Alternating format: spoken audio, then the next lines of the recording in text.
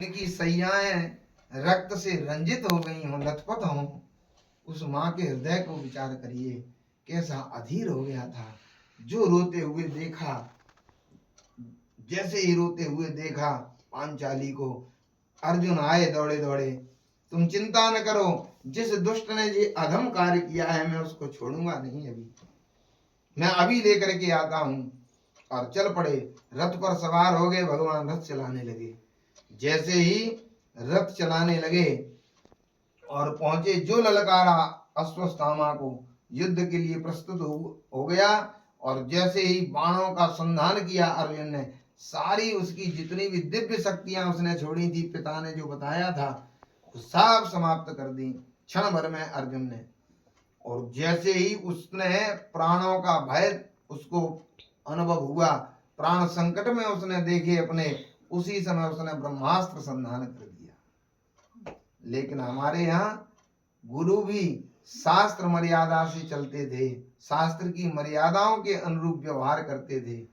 अपने पुत्र से इतना प्रेम था कि प्रेम के कारण ही वो ब्राह्मण होते हुए क्षत्रिय वृत्ति धारण की, जिन्होंने और राजा बन करके रहे, राज्य मांग लिया, द्रुपद पैसे आधा राज्य बटाया, गुड़गांव में राजधानी बनाई, राजा बन करके रहे। उस पुत्र को केवल और केवल ब्रह्मास्त्र चलाना सिखाया, लौटाना नहीं सिखाया। क्योंकि शास्त्रों में लिखा है, सतपात्रे दीयते दानम तद्दानम शाश्वतम स्मृतम। दान सतपात्र को ही देना चाहिए, कुपात्र को दे दिया तो वो अक्षुण्य दान नहीं होगा। जानते थे कि अश्वत्थामा कभी भी प्राण संकट में आएंगे, उस समय ब्रह्मास्त्र का संधान कर देगा। लेकिन धन्य है मेरा शिष्य अर्जुन, भले ही प्राण संकट में आ जाए, कभी वो ब्रह्मास्त्र का संधान नहीं करेगा।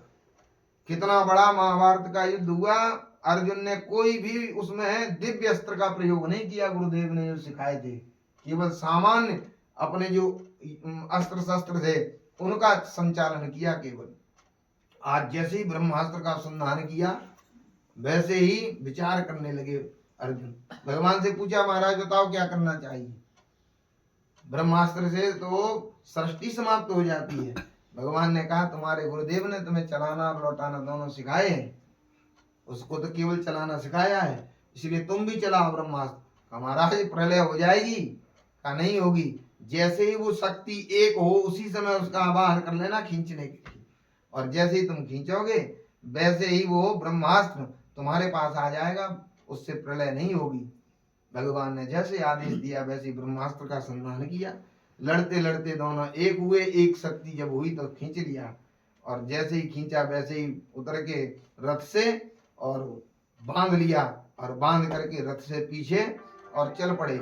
जैसे ही पांडवों की शिविर की, अपने शिविर की ओर चले, गुरुपुत्र को जैसे ही बंधा देखा पीछे, वैसे ही रोती हुई वह द्रौपदी आई।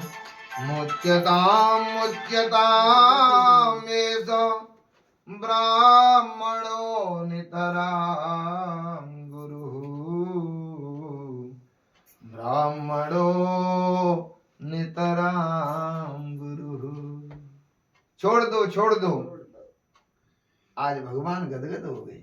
रथ चला रहे थे, भगवान ने जो सुना द्रौपदी के मुख से कि छोड़ दो, ये गुरुपुत्र हैं, ये ब्राह्मण हैं, तुम्हें पता नहीं पुत्र का वियोग क्या होता है। मैंने अनुभव कर लिया, मेरे 5 बेटे मारे गए हैं, मुझे पता है कि पुत्र का वियोग क्या होता है। अब इनकी जो माँ है द्रोणी, क्यों उसको पुत्र का वियोग दिया जाए। ये साक्षात तुम्हारे गुरुदेव हैं, गुरुदेव अब जा चुके हैं, इसलिए इनको छोड़ देना चाहिए। भगवान गदगद हो गए। अरे मैंने ऐसी अधिकारिणी का चीर बढ़ाया था, जो भले ही कितनी भी विपरीत परिस्थिति बनी रहे, लेकिन धर्म के ऊपर आरूढ़ है, धर्म को नहीं जिसने छोड़ा है। 5 जिसके पुत्र समाप्त किए हैं, उस गुरुपुत्र को भी कह दिया कि छोड़ दो इनको, ये गुरुपुत्र हैं। जैसे ही छोड़ने के लिए अर्जुन नीचे उतरे, वैसे ही आ गए भीमसेन, और भीमसेन ने तुरंत उस समय कह दिया कि अगर तुमने इसको नहीं मारा तो मैं मार दूंगा, इसके 2 भाग कर दूंगा। अभी अब विचार करने लगे अर्जुन कि अब मैं क्या करूं। अर्जुन ने जब देखा युधिष्ठिर की ओर तो युधिष्ठिर ने भी सिर हिला दिया। मानना नहीं चाहिए, गुरुपुत्र है, भले ही उन्होंने अपराध इतना बड़ा किया है लेकिन फिर भी गुरुपुत्र हैं। तो एक तरफ तो दो व्यक्ति हो गए, द्रौपदी और युधिष्ठिर। एक तरफ खड़े हैं बड़े भैया भीमसेन। भीमसेन ने कहा तुमसे नहीं मारा जाए तो बताओ हमें, अभी ठिकाने लगाते हैं इसको दुष्ट को।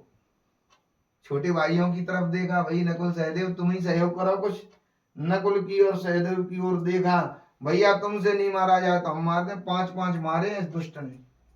अब चक्कर में पड़ गए, एक तरफ 2 एक तरफ 3। अब किसकी बात माने। उस समय बहुमत का जमाना तो था नहीं, उस समय तो केवल और केवल धर्म के ऊपर चलने की बात थी। आज का समय होता तो एक वोट बढ़ जाता, सत्ता बन आ जाती, सरकार बन जाती। लेकिन फिर विचार किया मुझे भगवान को पूछना चाहिए। भगवान को पूछा बताइए क्या करना चाहिए प्रभु हमें। भगवान ने द्रौपदी की और युधिष्ठिर की ओर देखा, कहा ब्रह्म बंधुर्नान्तव्यम। भैया ब्राह्मण है, कैसा भी इन्होंने निंदित काम किया हो फिर भी छोड़ना चाहिए, इनको मारना नहीं चाहिए। भीमसेन ने कहा कन्हैया हमारी ओर देखो जरा। जो भीमसेन की ओर देखा, भगवान ने कहा आता ताई बधारहण।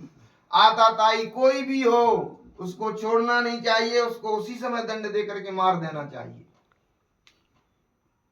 और बात भी सही है, अगर जो है जब पकड़ा गया था वो दुष्ट वही मार दिया होता तो विमान का अपहरण नहीं होता।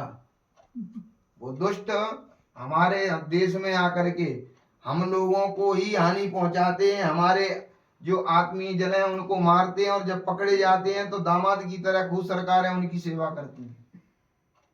जेलों में आपको घर में सुविधा नहीं होगी, उससे ज्यादा उनको वहां कोई छू भी नहीं सकता, उनको इतना उनकी सुरक्षा रहती है। और फिर हमारे ही व्यक्तियों की जान खतरे में डाल करके विमान अपहरण कर लेके जाते हैं और फिर छुड़वा के ले जाते हैं। बताओ यदि उसी समय मार दिया जाता तो जो हो पाता क्या। इसीलिए आता ताई कोई भी हो, दुष्ट कोई भी हो, उसको उसी समय वहां दंड देना चाहिए। क्योंकि छोड़ दिया तो कई सरकारें उसके पक्ष में आ जाएंगी, कई उसका जो पक्ष लेकर के उसको बचाने के प्रयास करने लगे, कितने नहीं छूट गए।